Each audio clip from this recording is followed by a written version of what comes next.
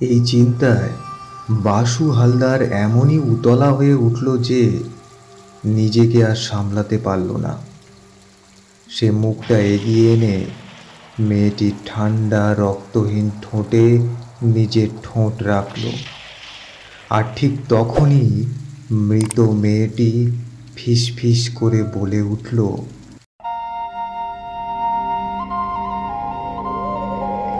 জীবনের হাসি কান্না, ভৌতিক তান্ত্রিক রহস্য, রোমাঞ্চ, ঐতিহাসিক রূপকথার অলৌকিক গোয়েন্দা অভিযান কাহিনীর মহাকাশ অডিও স্টোরিওভার্স। আজ আপনি শুনবেন সুনীল গঙ্গোপাধ্যায়ের লেখা ঘাট বাবু।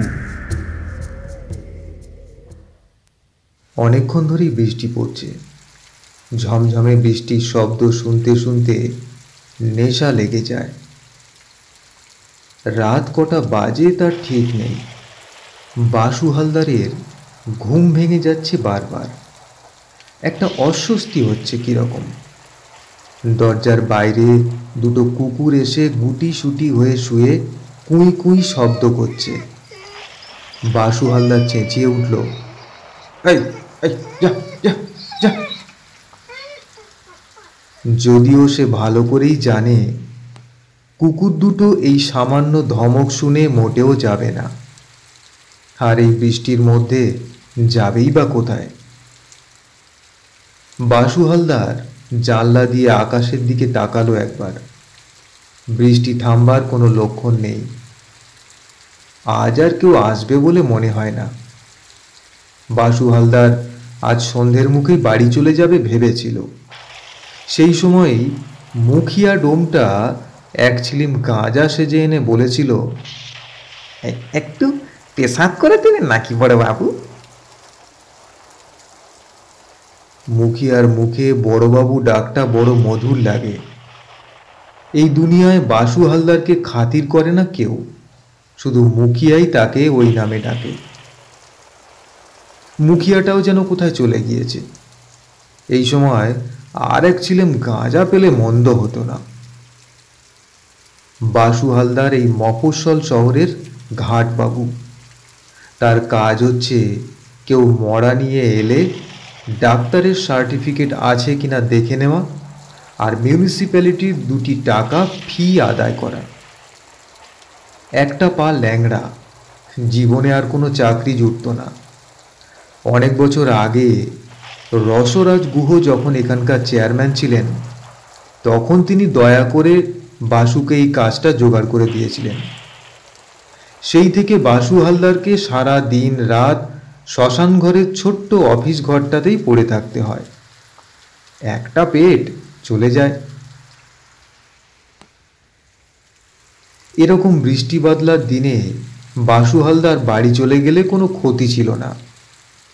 কেউ এলেও তাকে বাড়ি থেকে ডেকে আনতো নিজের গরজে।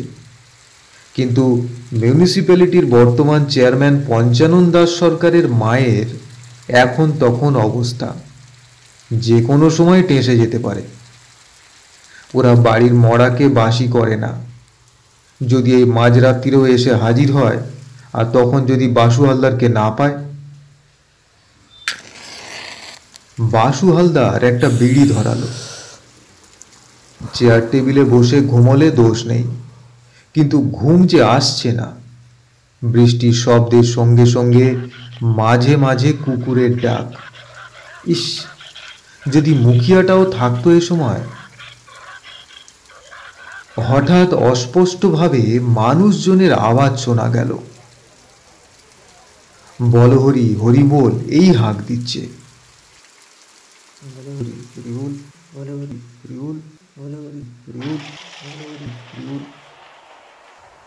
তাহলে চেয়ারম্যান সাহেবের মা গত হয়েছেন। আহা, কি মাতৃভক্তি চেয়ারম্যান সাহেবের! এই বৃষ্টির মধ্যেও পোড়াতে আনতে ভোলেনি। চিতা জ্বলবে কি করে সে খেয়াল নেই। যাই হোক, ওরা বড় লোক, বেশ খরচ খরচা করবে মনে হয়। বাসু হালদারের কি আর কিছু জুটবে? বাসু হালদার ঘর থেকে বেরোবার আগেই কয়েকজন লোক একটা মড়ার খাটিয়া ঘাড়ে করে তার ঘর ছাড়িয়ে এগিয়ে গেল চুল্লির দিকে। বাসু হালদার বুঝল এ তো চেয়ারম্যান সাহেবের মা নয়, তাহলে সঙ্গে অনেক লোক থাকতো, অনেক চেঁচামেচি, অনেক ধুমধাম। তাহলে আর ব্যস্ততা দেখিয়ে কি হবে? সে নিজের টেবিলে গ্যাঁট হয়ে বসে থাকবে, আসুক না, ওরাই আসুক। ঘাটবাবুর অফিসে আর কোনো কর্মচারী না থাকলেও সেই তো বড়বাবু। বেশ কিছু সময় কেটে গেল, ওরা কেউ এলো না, আর কোনো সাড়া শব্দও পাওয়া গেল না। কৌতূহলে বাসু হালদার বেরিয়ে এলো। বৃষ্টি অকস্মাৎ ধরে এসেছে, আকাশে গুঁড়ি গুঁড়ি করে পড়ছে, তবে আর বেশিক্ষণ চলবে না বোঝা যায়। কয়েকজন লোক মরার খাটটা একপাশে নামিয়ে রেখে নিজেরাই কাঠ সাজাতে শুরু করেছে। বাসু হালদার কাছে এসে দাঁড়িয়ে বলল,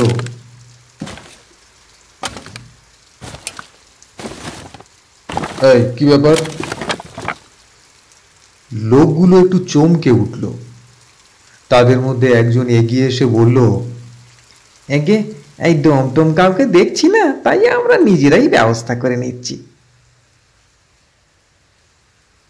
বাসু হালদার ভুরু কুঁচকে বলল, ব্যবস্থা করে নিচ্ছেন মানে?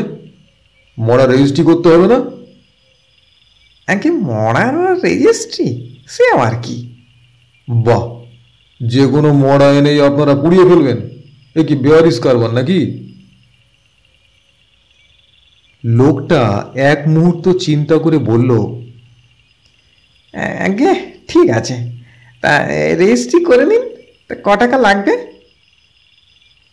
লোকটা জামার পকেট থেকে ফস করে দুখানা 10 টাকার নোট বার করে দিল। অন্য লোকগুলো চুপচাপ দাঁড়িয়ে আছে। বাসু হালদার সবার দিকে একবার চোখ বোলালো। না, কেউই তার চেনা নয়। এরকম ছোট শহরে এতগুলো অচেনা লোক। বাসু হালদার মুখ ঘুরিয়ে মরার খাটের দিকে তাকালো। একটি যুবতী মেয়ের মুখখানা শুধু দেখা যাচ্ছে, শরীরটা একটা মোটা কম্বল দিয়ে ঢাকা। শ্মশানের ঘাটবাবুর দয়ামায়া থাকতে নেই, মরা দেখতে দেখতে চোখ পচে গেছে। বাসু হালদার জিজ্ঞাসা করল, তা কি হয়েছিল? আগে কলেরা, ওই হঠাৎ মাত্র কয়েক ঘন্টার মধ্যে। আহা হা হা হা। লোকটি খুব দুঃখের ভাব দেখিয়ে ফুঁপিয়ে উঠল। তারপর 10 টাকার নোট দুখানা এগিয়ে দিয়ে বলল, আগে এই নেন, এই বৃষ্টি ধরে এসেছে, এই চটপট কাজ শুরু করে ফেলি। বাসু হালদার বলল, ডোম না এলে আপনারা কি করবেন? চিতা সাজানো কি সহজ কথা? আগে ও আমরা ঠিক ব্যবস্থা করে ফেলবো। কই দেখি ডাক্তারের সার্টিফিকেট দেখি। যে লোকটি এগিয়ে এসে কথা বলছিল সে যেন একটু চমকে গেল। তারপর অন্যদের দিকে তাকিয়ে বলল, এই কিরে, এই ডাক্তারের সার্টিফিকেট খানা কার কাছে রাখলি? ও সেটা বোধহয় ফেলে এসেছি। ফেলে এসেছেন মানে? জানেন না শ্মশানে মরা নিয়ে এলে সার্টিফিকেট আনতে হয়? যান, এখনই নিয়ে আসুন। আগে এই বৃষ্টির মধ্যে আবার যেতে হবে? আর নিশ্চয়ই যেতে হবে। মানে বলছিলাম কি, আপনি 20টা টাকা রাখুন না। টাকার কথা পরে হবে, আগে সার্টিফিকেট দেখি। আর একজন পকেটে হাত দিয়ে বলল, ও এই সার্টিফিকেট আমার কাছেই রয়ে গেছে। লোকটা পকেট থেকে একটা কাগজ বার করে দিল। তাতে কিছু একটা লেখা ছিল। এখন জলে ভিজে একেবারে ঝাপসা হয়ে গেছে। এটা কি? এটা তো কিছুই পড়া যাচ্ছে না। আগে জলে ভিজে গেছে, কি করব বলুন? তা বললে তো চলবে না, রোগী কিসে মরল সেটা তো খাতায় লিখতে হবে। আগে এই যে বললাম কলেরায়। আপনার মুখের কথায় তো হবে না, ডাক্তারের লেখা চাই। লোকটি এবার এগিয়ে এসে বাসু হালদারের হাতে নোট দুখানা গুঁজে দিয়ে বলল, কেন আর ঝামেলা করবেন? খাতায় যা হোক একটা কিছু লিখে নিন না। ওসব চলবে না। বাসু হালদারের মানে লেগেছে। সেই ঘাটের বড়বাবু, তার একটা মাত্র পেট, সে টাকা পয়সার পরোয়া করে না, তাকে ঘুষ দিতে আসা। বাসু হালদার নিচু হয়ে মরার গা থেকে কম্বলখানা এক টানে তুলে ফেলল। কি? মৃত যুবতীর বুক ও সারা শরীরে জমাট বাঁধা রক্ত, বুক পেট ফালা ফালা করে চেরা। কেউ যেন একটা ধারালো অস্ত্র দিয়ে তাকে কুপিয়ে কুপিয়ে কেটেছে। দৃশ্যটা দেখে বাসু হালদার অদ্ভুত ধরনের ভয় পেয়ে মাথায় হাত দিয়ে বসে পড়ল। তার মনে হলো এবার ওরাও তাকে কুপিয়ে কুপিয়ে কাটবে।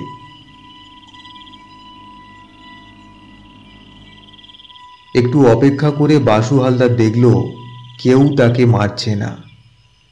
তখন সে মুখ থেকে আস্তে আস্তে হাত সরালো, তাকিয়ে দেখল আর কেউ কোথাও নেই। লোকগুলো দৌড়ে পালিয়েছে। খুনের মরা নিয়ে এসেছিল লোকগুলো। বৃষ্টির রাতে গোপনে গোপনে পুড়িয়ে ফেলার চেষ্টায় ছিল। যদি চেয়ারম্যান সাহেবের মায়ের অসুখ না করত, তাহলে বাসু হালদার কিছুই জানতে পারত না। 10 টাকার নোট দুখানা পাশেই পড়ে আছে। সে দুটো যেন কাঁকড়া বিছে। ছুঁতেও ভয় করল বাসু হালদারের। তাড়াতাড়ি সে মৃতদেহটির উপর কম্বলটা টেনে দিল আবার। এরপরেই বাসু হালদারের ইচ্ছে হলো দৌড়ে পালাতে। এক ছুটে যদি সমস্ত চেনা লোকের জগৎ থেকে দূরে পালিয়ে যাওয়া যেত, কিন্তু এই বৃষ্টি কাদার মধ্যে খোঁড়া পায়ে সে কত দূর বা দৌড়বে? পালাবেই বা কোথায়? তাছাড়া পালাবেই বা কেন? সে তো কোনো দোষ করেনি। আর মুখিয়াটাও যদি এই সময় থাকতো। এখন বাসু হালদারের কর্তব্য হচ্ছে পুলিশে খবর দেওয়া। খুনের মরা কারা এসে ফেলে রেখে গেছে শ্মশানে, পুলিশই এখন এর দায়িত্ব নিক। কিন্তু থানা এখান থেকে প্রায় 3 মাইল দূরে। এই দুর্যোগের রাতে 3 মাইল রাস্তা সে যাবে কি করে? এখান থেকে 1/2 মাইল হেঁটে গেলে কেষ্টপুরের মোড় থেকে রিক্সা পাওয়া যায়।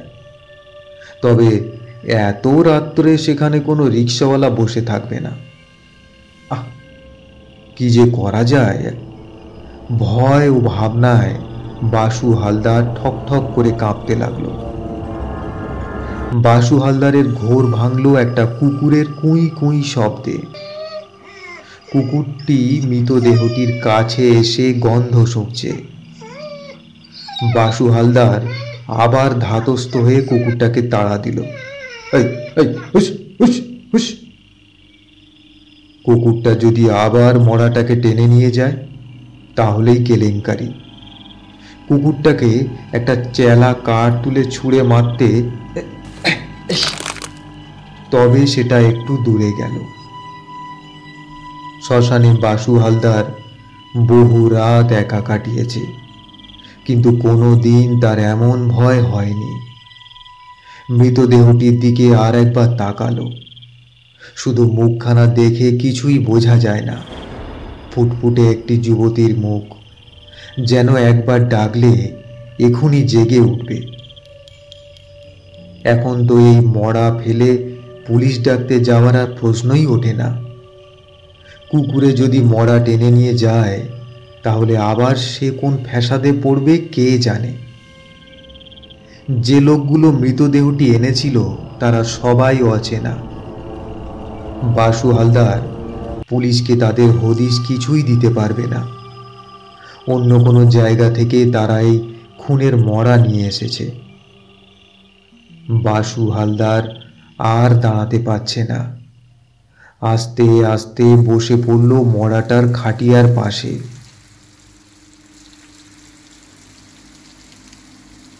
আবার ঝুপঝুপ করে বৃষ্টি পড়তে শুরু করেছে। ইস, ভিজে যাচ্ছে মেয়েটা, ঠিক যেন একটা জ্যান্ত মেয়ে ঘুমিয়ে পড়েছে, আর বৃষ্টিতে ভিজে যাচ্ছে তার মুখ। নিজের অজ্ঞাতেই বাসু হালদার হাতটা বাড়িয়ে মেয়েটির মুখ থেকে জল মুছে দিতে গেল। ফর্সা সরল মুখখানা। এরকম কোনো সুন্দরী যুবতীর এত কাছাকাছি কখনো আসেনি বাসু হালদার।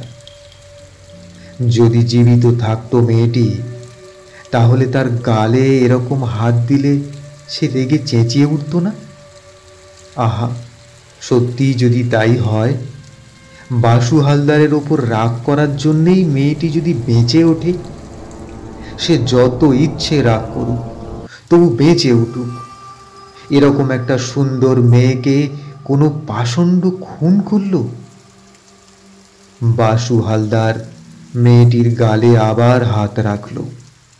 কি নরম স্পর্শ! কতক্ষণ আগে মারা গেছে কে জানে।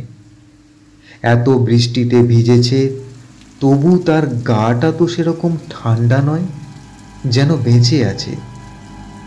বাসু হালদার মেয়েটির গালে একটা টোকা মেরে বলল, আরে জেগে ওঠো, অনেকক্ষণ তো ঘুমোলে। নিজেই হাসলো বাসু হালদার। এ কখনো হয়? মেয়েটির শরীরে অন্তত 15-20টা ছোড়ার আঘাত। শুধু একে খুন করেনি, কেউ যেন প্রতিহিংসা নেবার জন্যে এর সুন্দর শরীরটা ফালা ফালা করে কেটেছে। কিছুক্ষণ খাটিয়ার পাশে বসে থেকে বাসু হালদার মেয়েটিকে ভালোবেসে ফেলল। তার নিঃসঙ্গ জীবনে এই যেন একমাত্র নারী, যার গালে হাত দিলেও কোনো প্রতিবাদ করে না। চুমু খেলে, একে একটা চুমু খেলে কি রাগ করবে? এই চিন্তায় বাসু হালদার এমনই উতলা হয়ে উঠল যে নিজেকে আর সামলাতে পারল না। সে মুখটা এগিয়ে এনে মেয়েটির ঠান্ডা রক্তহীন ঠোঁটে নিজের ঠোঁট রাখল। আর ঠিক তখনই মৃত মেয়েটি ফিস ফিস করে বলে উঠল, অঞ্জলি সরকার, সোনামারি গ্রামের রতন নাগ আমাকে খুন করেছে, তুমি একটু দেখো। ছিটকে খানিকটা দূরে পড়ে গিয়ে বাসু হালদার গোঁ গোঁ শব্দ করতে লাগলো।